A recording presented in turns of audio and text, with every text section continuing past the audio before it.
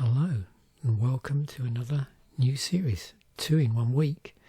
So another situation where I've been playing around with a format or a focus of videos, and this is another attempt to try and, I suppose, capture what I'm trying to do. So on and off now, I've done a number of series where the focus has been albums. Also, I think last year was when I finished it up. I did a podcast around my sort of journey in music in terms of as a listener and how I got into the music that I got into. But I wanted to explore certain albums in a bit more detail. And that's what this series is about. The series is going to be called The Albums That Shaped Me. And I'm going to start off with Queen, A Night at the Opera. There's going to be a little bit of repetition here because I know I would have covered this in various other episodes. So there's probably an album musings on this album. There's probably Seeds of Flourishing type episode as well, but I needed to include this album in the series because it was like ground zero, I think, for shaping me in terms of what music that I got into, and also what music then it sort of subsequently led me to. And with a lot of these episodes, the format might shift slightly because anybody that's got into music probably knows it can go in a couple of different ways, or both at the same time. One is that you just get deeper into the band initially, which is what happened with Queen. And the other thing that often happens is it might happen before or simultaneously, or not at all, which is to explore a genre a bit deeper through getting into one album. And maybe you don't go deep on the artist, but you go deep on the genre. So yeah, it's going to be all stations in between, if you like, depending on the album. And you'll see, again, this is a developing series where at this point in time, I'm just trying to feel my way around it after numerous attempts to talk about albums in other series and episodes. I think I may have, hopefully, got to where I need to be with this series. But like I said, it's going to take shape over a number of episodes. And once again, I have no problem if it doesn't really work out and it doesn't really flow well, of just, dropping the series, as you've seen me do on numerous occasions with other things. So, as I've said, this week's episode is going to be Queen, A Night at the Opera. With most of the episodes, what I'll do is I'll talk about what was my sort of stepping on point. So, what track did I hear first by them? What album did I hear first? What album did I buy first? Things like, what was the first album that I bought when it came out, and what was the last album that I bought by the band? And then again, jumping around with some of the releases, talking a little bit about maybe the order in which I bought them. The other thing that's important here, when I'm talking about older albums, obviously my main means of consuming the album was going out and physically buying a copy or listening to it at a friend's house. Obviously any album that I feature after, say, 2009, maybe 2010, which is when I'd fully started to use Spotify, my consumption of the album is going to be different, so the terms are going to be different, and how I navigate the various albums is going to be different. So any band where that's the case, where I discovered them or got into them later after 2010, the episodes are going to be slightly different. The other thing that I'll say is initially I'm going to do this roughly chronologically. My only concern is that I might get a little bored doing it that way, and I might feel the need to jump around. What I'd like to know from anybody watching this first episode and subsequently, is there a particular era you would prefer me to jump to if I choose to jump around, that maybe has more resonance with you, the viewer? Because I'm quite prepared to do that. But initially, I think I'm just going to go roughly through chronologically, unless it makes more sense to maybe jump, or, I get bored just talking about things chronologically, because it can get a little bit samey. I'm going to try and avoid albums that simply further explore an area that I'm already into, unless I took a particular deep dive with the artist. So, and because of that, I think probably some of the earlier stuff, if I do go chronologically, it's going to be bands that are roughly in the same ballpark. Because what I found as a music fan was, once you locked into a band,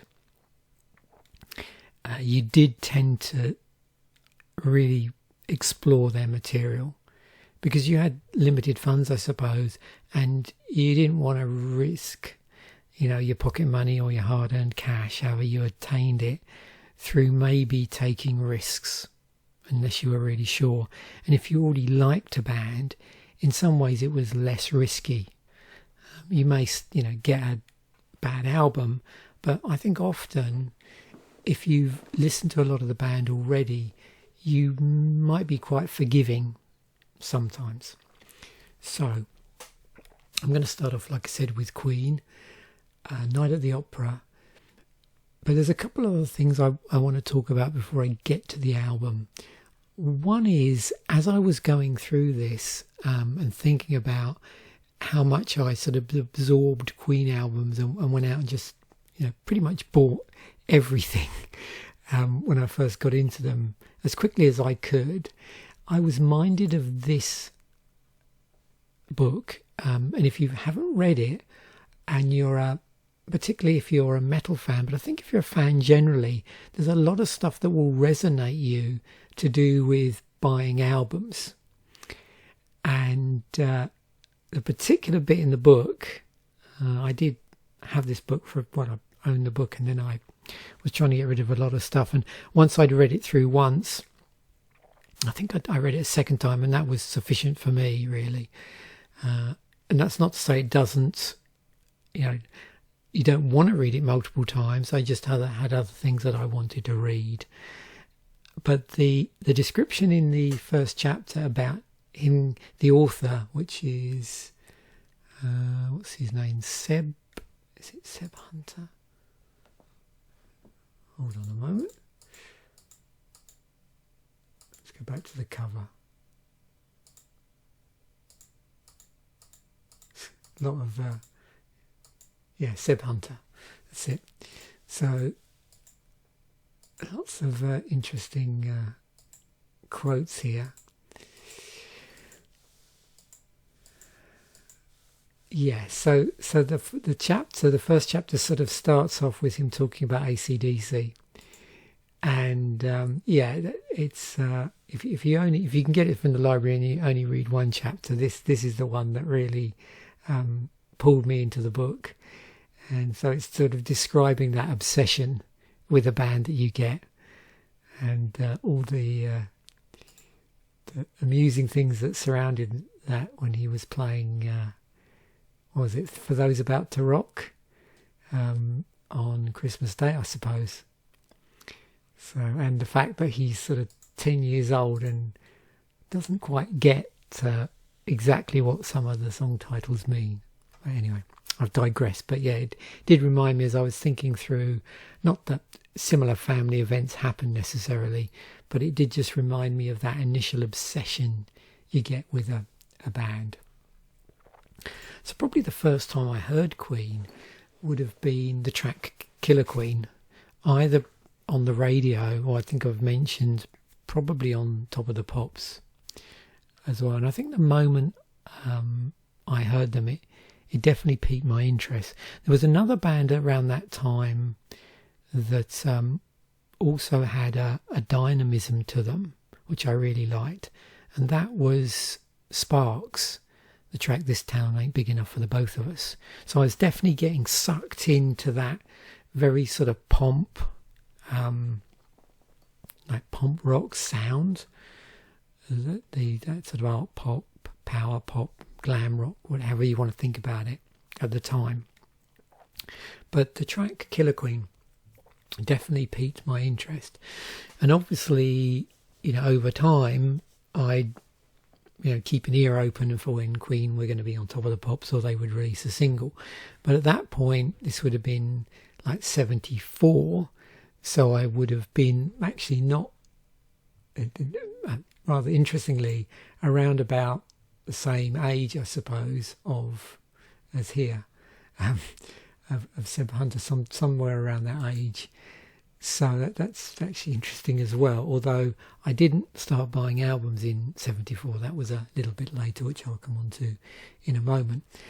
The first time I got to really properly absorb an album by Queen would have been A Night at the Opera. And this is probably a story I've recounted numerous times, but it won't hurt to do it in this video. And there's a friend of mine whose parents, I just remember them owning 2 albums, and that was A Night at the Opera by Queen and 10cc's original soundtrack, it's called, although it's not based on any soundtrack. And those 2 albums, but we used to play this album over and over again. And obviously there's certain tracks that on the album that stick in your mind. Things like Death on Two Legs is one on there. Let me just go to the track listing, it's a bit easier. So, yeah, Death on Two Legs was my favourite. The Prophet songs, I tended to like the heavier tracks, actually, on the album. Obviously, you've got Bohemian Rhapsody on here. The other interesting thing was the diversity of the music, actually, on offer. And also, and I didn't really probably appreciate it at the time, like just how musically gifted the whole band were, but also how clever Brian May was as a guitarist in terms of the sounds that he could elicit out of his guitar. And apparently on their albums, when they say about they didn't use any synthesizers, they weren't being disparaging towards synthesizers. They were just pointing out that none of the sounds on the albums were actually made by synthesizers. It was all either vocal effects or conventional instruments, and quite a lot of it was things like guitar sounds as well. So yeah, I remember just being completely obsessed by this album, and every time I went round, the 2 things we used to do mainly when I went round this friend's house was listen to this album and play scale extracts, because his dad was a marketing guy for Scale Extric, and he used to have the most impressive Scale Extric, track and cars, and we used to build these huge Scale Extric tracks. And the cool thing was, I don't know if anybody ever remembers the book that came with Scale Extric, but it used to have these like diagrams of that were sort of facsimiles of famous racetracks, and a lot of them, most people wouldn't be able to afford to build them, but we could build quite a few in there, because just the sheer amount of sections of track that they had acquired over working as a marketing person for Scale Extric. So that was pretty impressive. But yeah, that was the first album by Queen that I really listened to. So to me, that's the first album that really shaped me. I'd listen to it over and over and again. Sure, as I've mentioned in other episodes, I heard my dad's jazz records and a few other things, but it wasn't really a musical form that necessarily resonated with me. I mean, it did years later, but this was the first album that really, I fell in love with, basically. The first album that I actually bought would be jazz, and that had literally come out the previous year to what I bought it, I think. And really from that point, and so this must be a point at which I was probably, we didn't have, me and my brothers, I've got two other brothers, both younger than me, and none of us had pocket money. But I remember I was doing a gardening job, I think, around that time, and a few other things. We'd help out with my dad as well, and so we'd get money for that. Generally, we got money for paid for helping out with things. Funnily enough, my brothers, I don't know if it was this point, it probably wasn't. They had a car washing business as well. So it's very entrepreneurial of them. And so they got money from that and were able to actually buy albums not longer after I started buying them as well. So yeah, but Queen jazz, first Queen album I owned. And then really from that point onwards, I started, jumping around and consuming all the albums, and I'll talk about that once I've gone through a few other albums as to maybe the rough order that I think I may have bought those early albums. And they were all on cassette, by the way, because the best device we had in the house was my dad's cassette player, of which he had a few tapes. I think eventually, I'm just trying to think, actually Mike Oldfield was probably one of them, QE2 I think it was, and I think an ABBA compilation at some point, and Brian Ferry as well. Oh, and the Rolling Stones compilation, was it High Tide and Green Grass? Yeah. But yeah, this was an album that I had at the time in early 79. And just as an interesting aside, I was going to look in these episodes at not the UK charts, but the release schedule for that year, like worldwide, just so we can sort of place it in a groove, because that's quite interesting to do. What was, I suppose you could say, vying for my attention, which at the time I didn't particularly, a rabbit hole I didn't go down. Later, I probably bought some of these albums, and no doubt some of these may or may not feature in later episodes. But if we look at the month of November, it's really interesting. So, Jazz by Queen is out. And actually, I'm just going to jump back because here's the track listing. So, Mustafa, Fat Bottom Girls, Jealousy, Bicycle Race, If You Can't Beat Them, Let Me Entertain You, Dead on Time, In Only 7 Days, Dreams Will Fun It, Leaving Home and Easy, Don't Stop Me Now, more of that jazz. Particularly like Don't Stop Me Now, and the things like, was it Bicycle Race, Fat Bottom Girls, a lot of the heavier stuff, and Dead on Time as well. That's a very interesting, dare I say, well, Queen are attributed with being like a proto-speed metal band sometimes, because of like the faster tracks. Dead on Time's a pretty fast track, actually. And so is, what's the other one that was covered by Metallica? What's it? Oh, it'll come back to me in a moment anyway. Yeah, so, stuff like that. Stone Cold Crazy? I think that's it, Stone Cold Crazy. Yeah, so back to here. So we've got... I could go back further, but let's just stick to the month it came out in, because there's a lot of stuff to talk about anyway. So Outlanders, The More by Police, so their first album. All Mod Cons, The Jam, were already on their third album by here, although back then bands used to maybe release a couple of albums a year. X-Ray Specs, Gem Free Adolescence, Lionheart by Kate Bush, The Scream by Susie and the Banshees. I think all of these I ultimately went on to own at some point, but a lot later, probably more in the CD age. First Tubeway Army album, never owned that. Someone lent it to me like decades later, I think. I said, "Oh, you should check this out." That was Yeah, you could say this was before Gary Newman's synth phase. Yeah, doesn't sound very very synthy, but I think there might be. Yeah, it's more post-punk. Traditional record. So there are tracks that feature synthesizers, but nothing like what he's famous for going on to. What else we got? I think I did listen to this album actually recently. There's quite a few albums here actually from if I went through the whole of 78, I listened to as a result of going through 1001 albums to listen to before you die in the last couple of years. And so some stuff in 78 I've listened to for the first time. But it's interesting, obviously here we're seeing a lot of new wave, punk.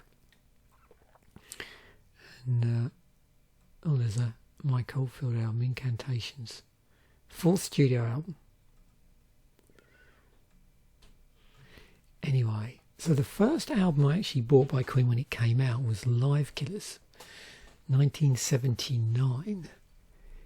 And interesting in that there's 2 versions of We Will Rock You. There's the fast version and there's the slow, stompy version.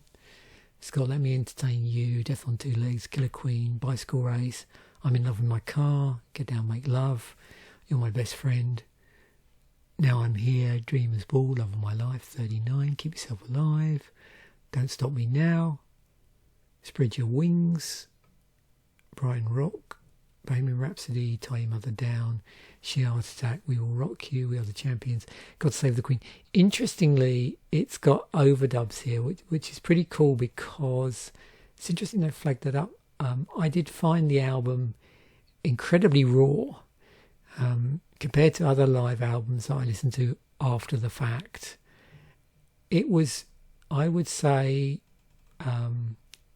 honest, I think.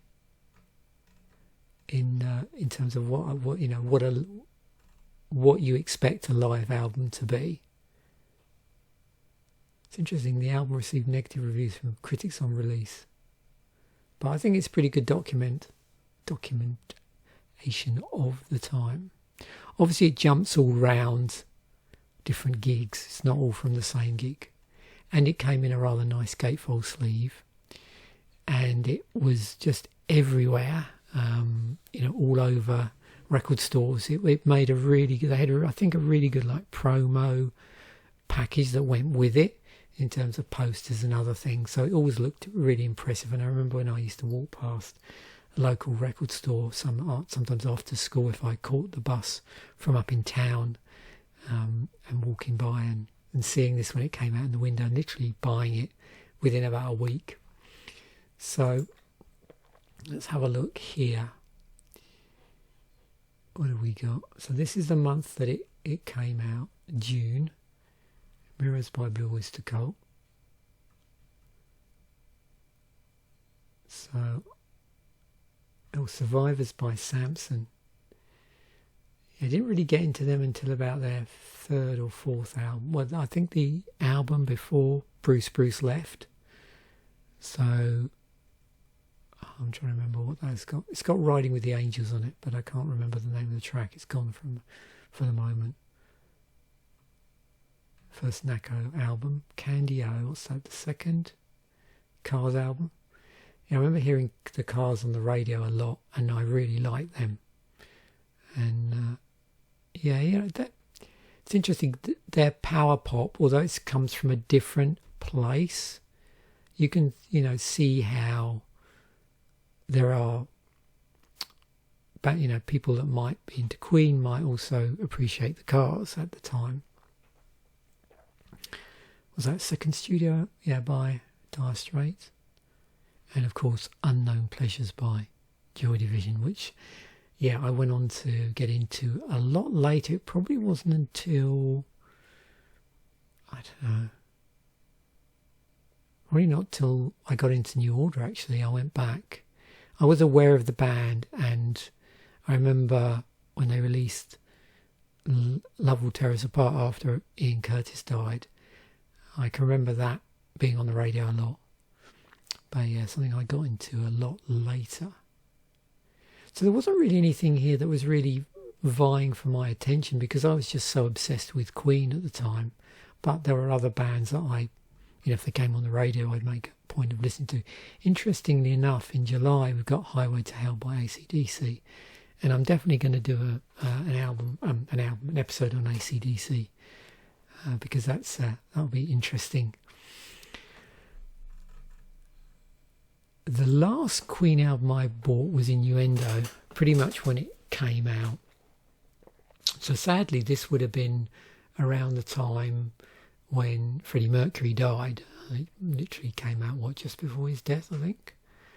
And so his declining health meant the release of the album did not take place until February 1991. And he was, incredibly ill by that point. I never remember I have trouble remembering the exact year of his death, despite being a big Queen fan back in the day. But I do remember, it was rather sad seeing videos at the time and seeing how gaunt he looked, and not really knowing why he was so thin.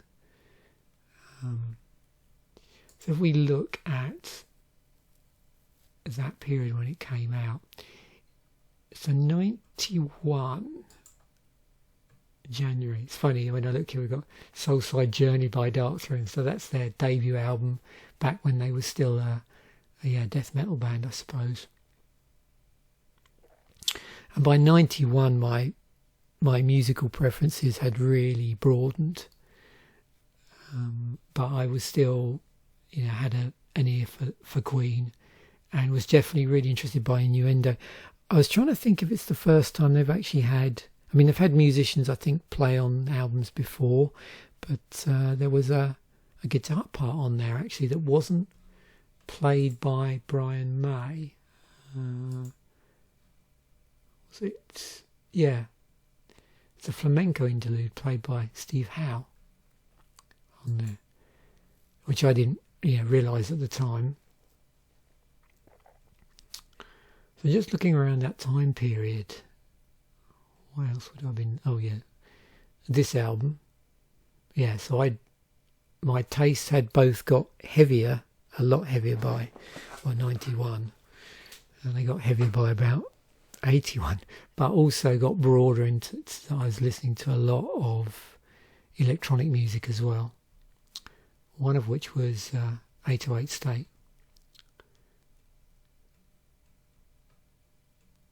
Oh, funny enough, Gary Newman album. 10th solo album he was up to by then. The Godfathers.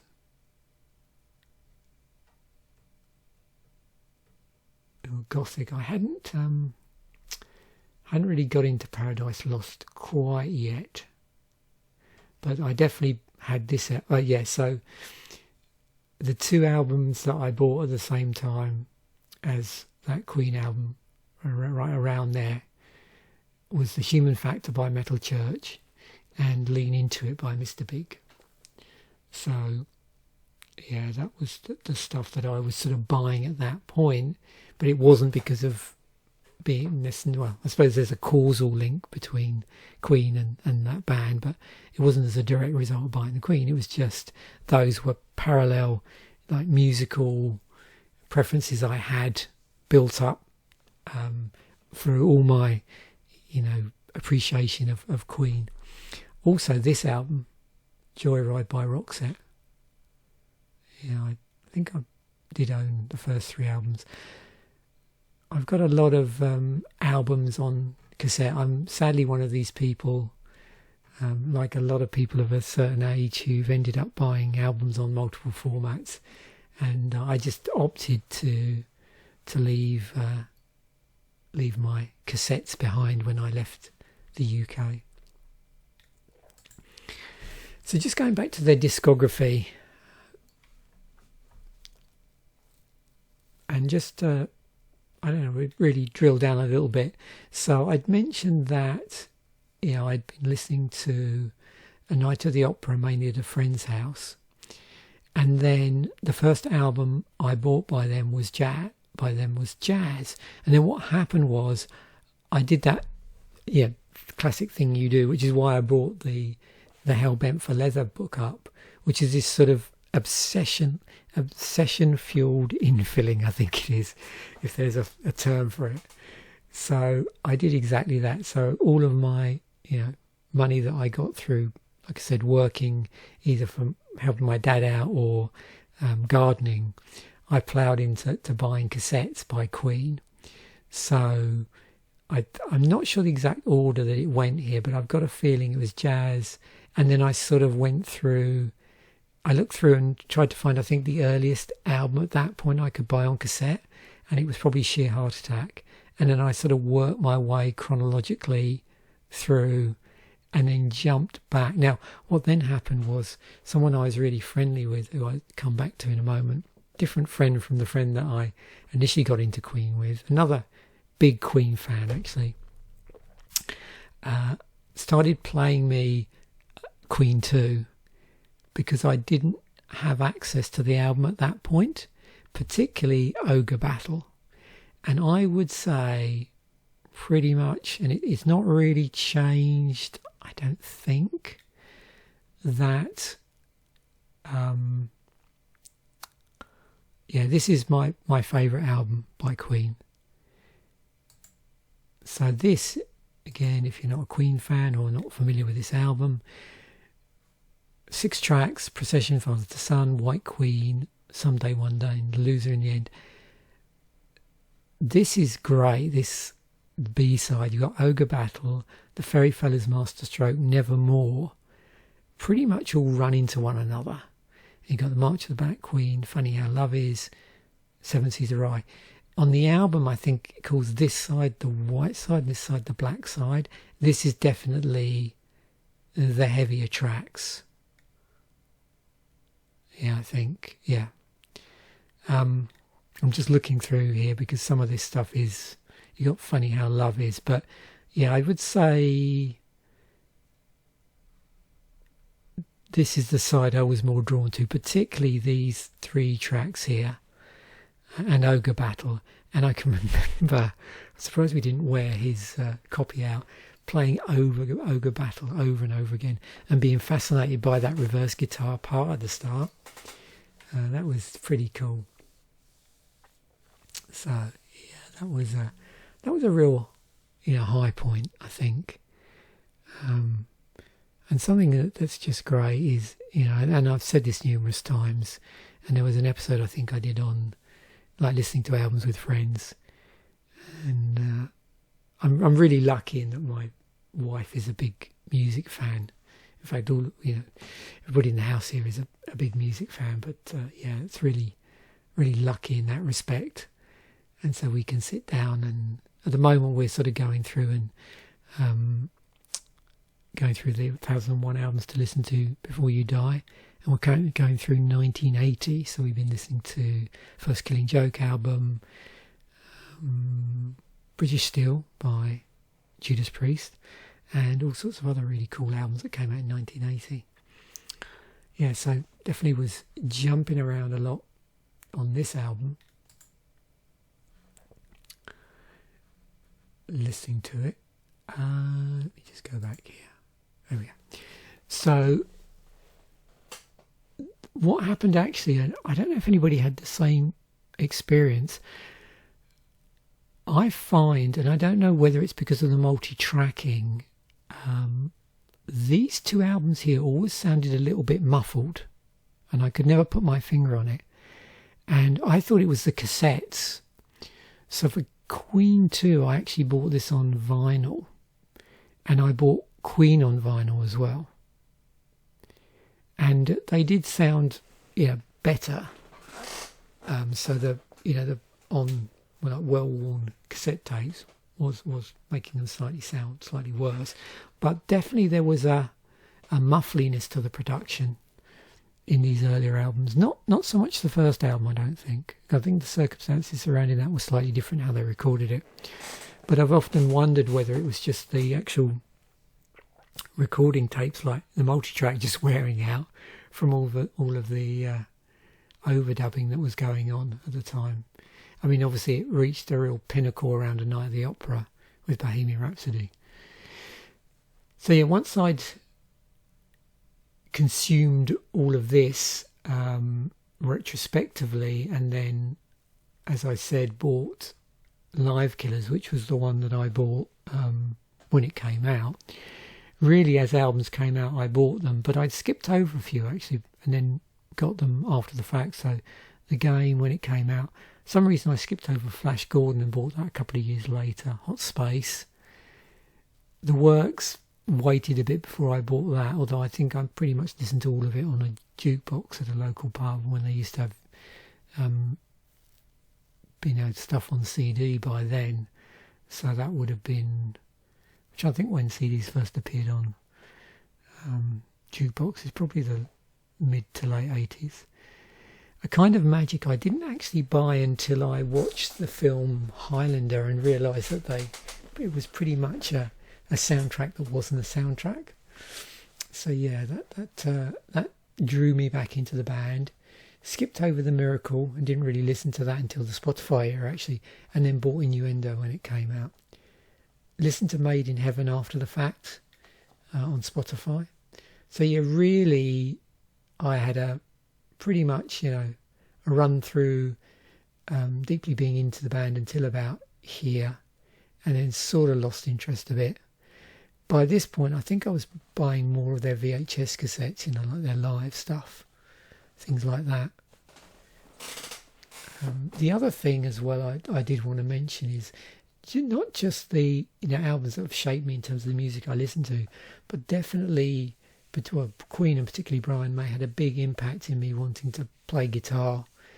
And it's funny, anybody that's likes Brian May probably has done the thing where tried playing the guitar not with a usual plectrum but with a coin as a plectrum, and it's fascinating the difference in the tone between you play like a metal plectrum and a rubber or a plastic one, and certainly it got me into playing with picks with plectrums that were a lot thicker as well.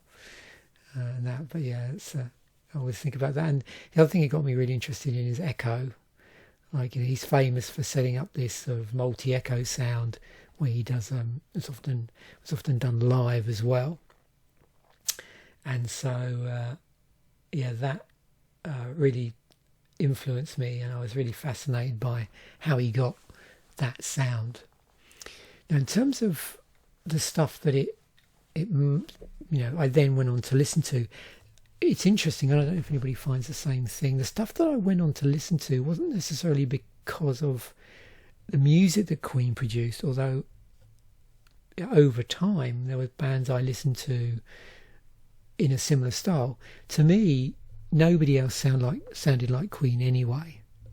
As I've said, there were other bands that dabbled or were big into that area of Queen, to the more power pop area, which wasn't, Queen were about a lot of different styles, but there are a number of bands that crossed over in that pool of power pop, bands like Cheap Trick or the Cars to some degree, although they were a bit more new wave. And yeah, sure, I got into those bands subsequently. But what was interesting, and maybe listeners, viewers will find the same thing, is it was more about the friends that I was hanging out that were listening to Queen, what they were listening to, and particularly the friend that introduced me to, or we listened to Queen too, like what he was listening to. But then going back to my other friend who initially we used to listen to A Night at the Opera, which is what essentially this episode revolves around. The other album that I mentioned he played a lot was the original soundtrack. Now, interestingly enough, I didn't end up buying a lot of 10cc stuff. That just didn't happen. But I did really enjoy the singles that they put out. So it had an influence in me as much as that. And I'm not sure I think I probably own this on CD, and that's about it. Never bought it on vinyl. We mainly used to be fascinated by this bit because it was that structure which I had also associated with the way Queen laid out some of their longer tracks as well. So I think we used to basically play just this and I'm Not in Love, and probably that was about it. But the friend that I used to sit down and listen to Queen 2 with, he had a copy of Destroyer by Kiss, so that led me down a Kiss rabbit hole. Actually, my copy of Kiss, Destroyer, is a copy that I bought off of him for the princely sum of £1, I believe. So I still have that copy, and no doubt in a completely separate episode when I talk about my life in objects, I'm definitely going to be going through my vinyl collection and other music collections as well. But yeah, I still have that album. But again, it was funny because you can probably guess a lot of the time we spent listening to it was basically listening to Detroit Rock City. We did used to listen to it all the way through. The other track that interested me, is it on this album? Yeah, Do You Love Me? And that's because there was a band that were part of the NWIBM, the new wave of British heavy metal movement, called Girl, and they did a cover of this. So I ultimately knew the track through that as well. And then once I got into Kiss, I did not quite to the same degree, but a little bit of infilling with albums. And I don't know if I've done... I may end up doing an episode about the albums that shaped me, about a particular Kiss album, but it's not a band where I went and bought out every album. I've got this, I think, on vinyl, and was it the first Alive? Yeah, Kiss Alive, the first one, and that was probably about it. And then it wasn't until really I started infilling CDs prior to streaming, so in the early 2000s, where I actually specifically bought like the first, I don't know, so many Kiss albums up to about The Elder on CD. So yeah, so that was years later. But a band that I definitely did massively go down a rabbit hole is Rush. So the other album that my friend, where we used to listen to Queen 2 to, had was 2112, and you can probably, it's the lead track that we used to listen to a lot. And where's the track listing here? So yeah, 2112, the whole of side one. And I think for this one, I actually did go out and buy my own copy. I don't think I bought his copy. I think I bought mine. I think his was pretty worn by then through just listening to this over and over and over again, more than Detroit Rock City. And I remember buying this from, I think there was a music store in East Grinstead. I'm trying to remember what it was called actually at the time, which is where I used to go into. And I'm definitely going to end up doing an episode on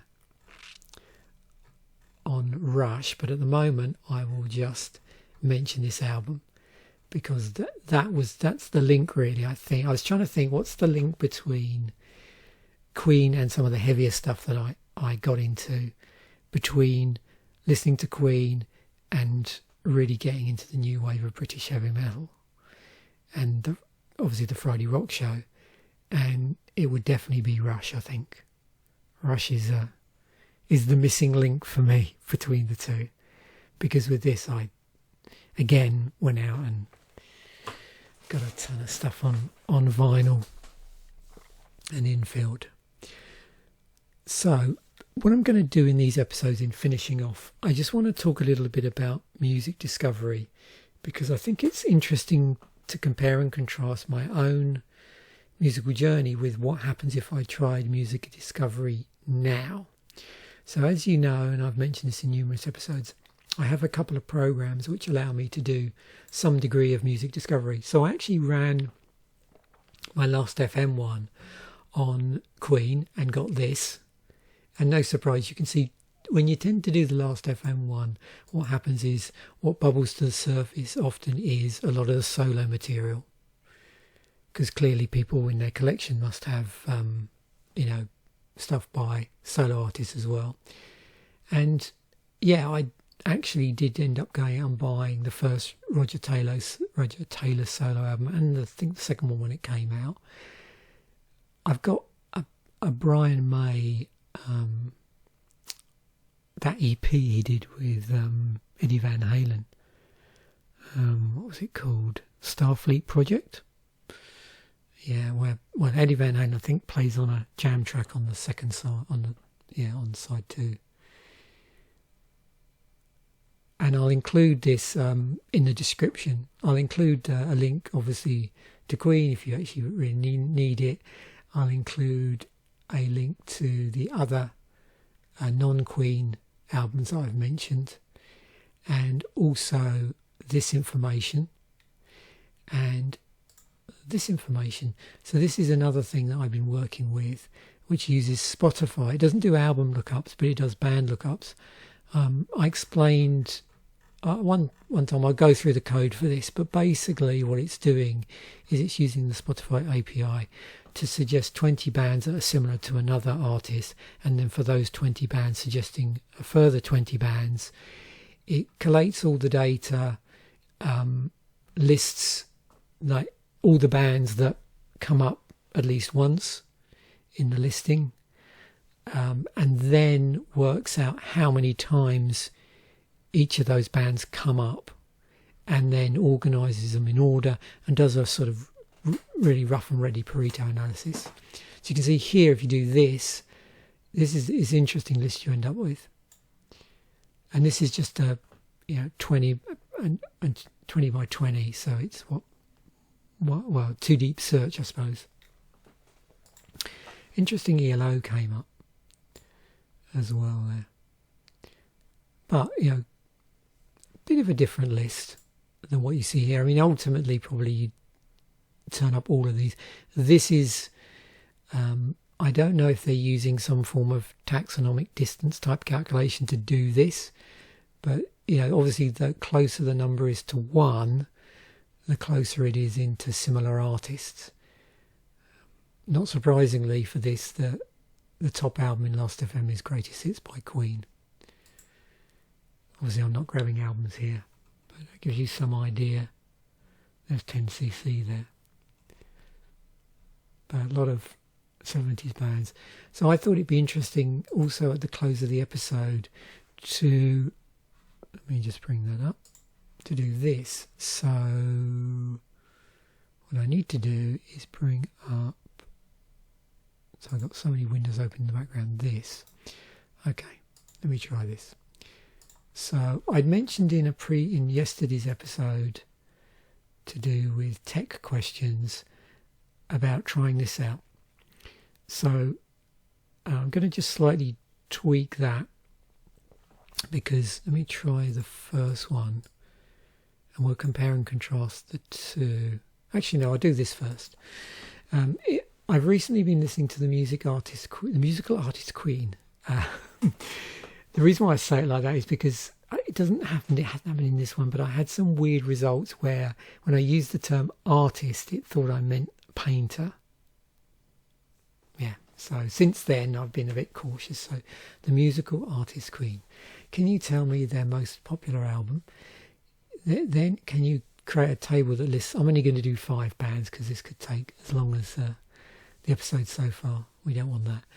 5 bands that started in the same era that create music in a similar style to the aforementioned music artist, and for each of the bands explain your choice and also suggest an album by each band that would be considered to be their most popular. And if we do that, let's see what we get. Now we're doing the same era here. So let's see what we should get. I mean, what do we think? ELO maybe? 10cc perhaps? And then I'm going to run it again with a slight tweak, which I will show you the difference when I do it. Yeah, Night of the Opera, no surprise. As I said, if I had to choose my favourite album, Queen 2. Led Zeppelin, okay. Now, this is interesting. When I listened to the first album and retrospectively read reviews a year or so later, a lot of the reviews were saying, oh yeah, they definitely sound like they're, trying to imitate Led Zeppelin. So, Pink Floyd, The Who, Tommy, ELO. So you could probably argue that all of these bands were top tier rock bands of that era. So probably no surprise that that's what we're getting. Obviously, I'll include the prompts to this in the description, and then you can, if you want to, you can rerun it yourself in Bing. Maybe do 10 bands. So what was the slight twist? Well, the variation here is to just say similar style. Don't say same era. And obviously I wanted to do it both ways because I'm curious, obviously from a perspective of living through that period, what people might be listening to if they were listening to Queen versus if someone picks up on Queen now, what artists might they be likely to sort of embrace or not? Hang on, did I just repeat that? Yeah, let me wipe that. Let's try again. Wipe its memory.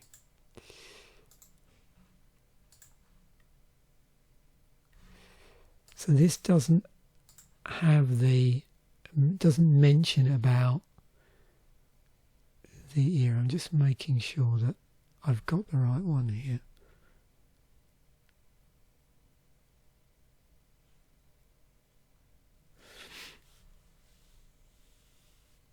Yep. The Cream music in a similar style. So let's see this. When I've run this before, I do get a different list. So that's what made me suspicious there. Yeah, you do have to be a bit careful. I've found when you're doing variants in the same, what do you call this, same topic, because it contaminates what you've done already, in a good way or a bad way, depending what you're trying to achieve. So I would actually recommend, if you are tweaking a prompt and you're rewriting it, so you're not, you're tweaking a prompt by rewriting it, definitely wipe between asking it again, because otherwise it'll be influenced by what's gone before. Okay, that's a bit better. So we got Muse, The Darkness, Foo Fighters, Mika, and ELO. Okay, yeah. And it's good as well because we've got Bing's explanation as to why it's picking these. So I would say I've heard Mika. I haven't really listened to a lot of stuff, but all of these I do in fact own albums by. Muse I got into around about their third album, The Darkness their first album, because they were getting a really big reputation live before they released anything. So I was reading about them in the music press before they released any album. So this I pretty much bought when it came out. Foo Fighters, probably several years later, maybe not until about 2000, when I actually bought this album probably. And then ELO I do have Out of the Blue, but not bought at the time. ELO were all over the charts in the 70s, in the same time period as Queen. So they're quite an interesting band to draw parallels to Queen, and also because they had an orchestral feel to them.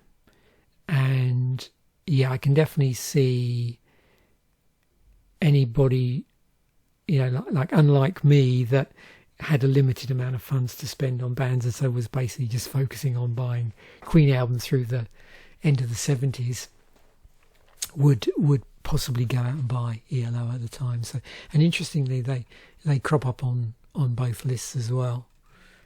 They come up as well there. So obviously it's still a thing.